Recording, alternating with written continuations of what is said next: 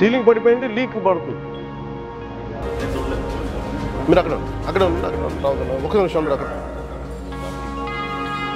మీరు కొంచెం పక్క వచ్చారు ఈజీగా కదా కూర్చున్న మీద పడుతుంది.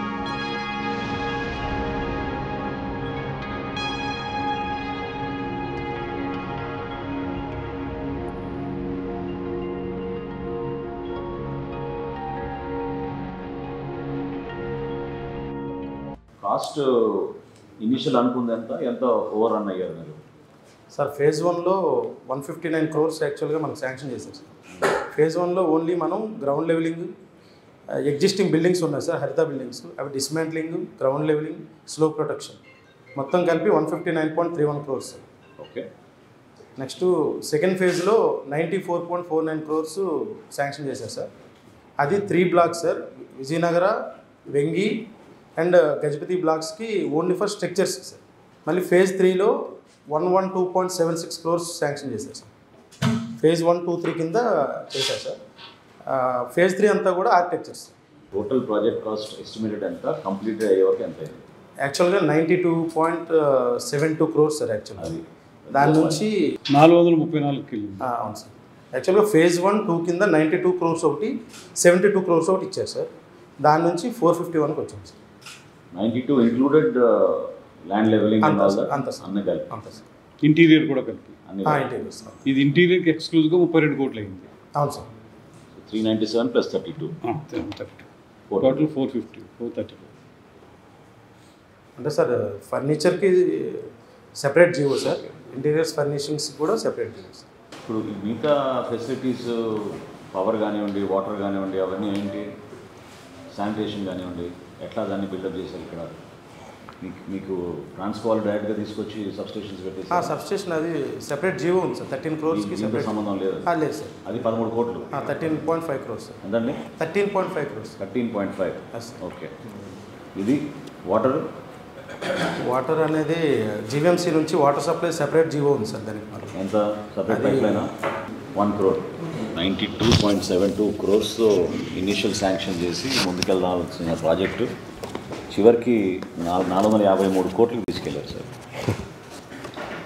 Total land area here 69 acres sir, of which they are used 9.88 acres.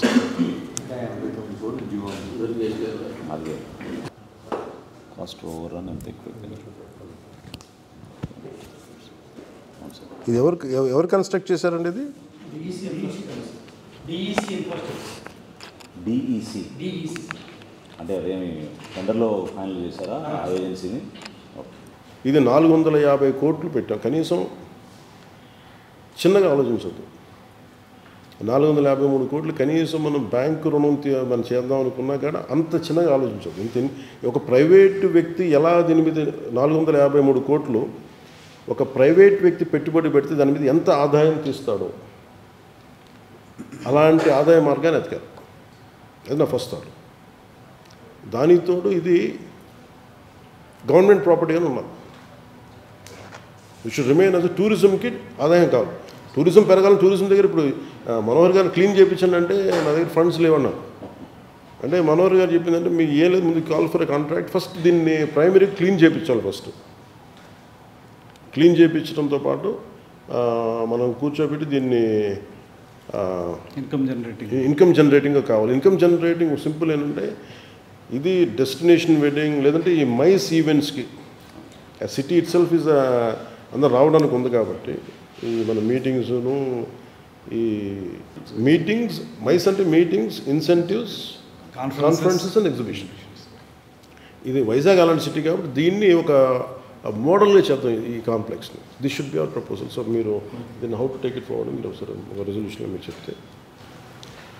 Janasena legislature విభాగం నుంచి మన అధ్యక్షులుగా చెప్పిన సూచనలు, అట్ ద సేమ్ టైం గతంలో మనం చేసిన పోరాటం, అనేక సందర్భాల్లో కేసులు కూడా స్థానికంగా మన నాయకులపైన, కార్యకర్తలపైన, చివరికి ప్రెసిడెంట్ గారు ఒక రోజు వచ్చి సరదాగా టీ తాగుదాం, అసలు ఏం జరుగుతుందో ఇక్కడ చూద్దాం అనే దానికి బయలుదేరినా కూడా హోటల్ నుంచి అడ్డుకొని రానికుండా వేల మంది పోలీసులతో ఆ రోజు ఇబ్బంది పెట్టారు.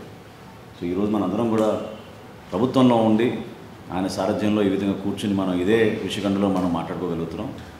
అయితే మనం ఖచ్చితంగా ప్రొటెక్ట్ చేయాలి, ఇది మన బాధ్యత. స్టేట్ యాసెట్ ఇది.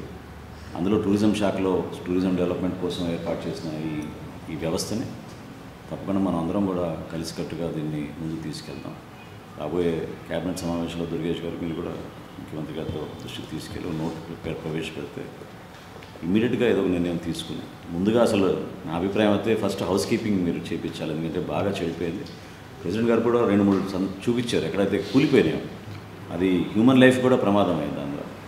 సో ఆ రిపేర్స్ అవన్నీ ఇమీడియట్గా టేకప్ చేసి క్వాలిటీ అష్యూరెన్స్, సేఫ్టీ ఆడిట్ ఇవన్నీ చేయాలి. చాలా చక్కటి పాయింట్ అన్నారు ప్రెసిడెంట్ గారు. డిసెంబర్ టైం కల్లా టూరిజం ఎక్కువ పెరుగుతుంది, ఇంటర్నేషనల్ టూరిజం కూడా పెరుగుతుంది. సో ఆ టైంకి మనం సిద్ధం చేసుకుంటే ఇది ఒక డెస్టినేషన్ ప్లేస్గా మనం ఈ మైస్ ఈవెంట్స్కి, వెడ్డింగ్స్కి, వీటికి జాగ్రత్తగా ప్లాన్ చేయొచ్చు.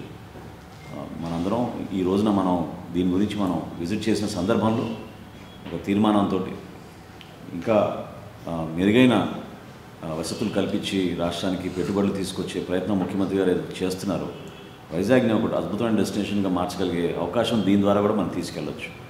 So we'll all make a resolution to take this forward. We'll request the tourism minister to move the proposal in the government and immediately take the necessary steps under the guidance of our Deputy Chief Minister and CM Garu.